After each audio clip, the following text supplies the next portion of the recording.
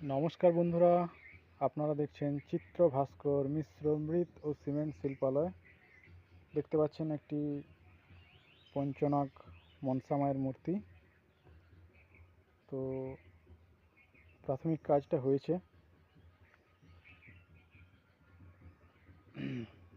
আরও একটি মূর্তি চলছে, দেখাচ্ছি আপনাদের।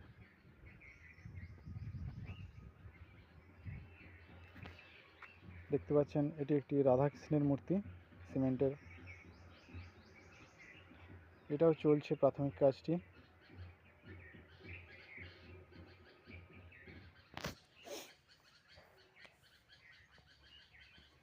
যদি ভালো লেগে থাকে অবশ্যই কমেন্ট করবেন, লাইক করবেন।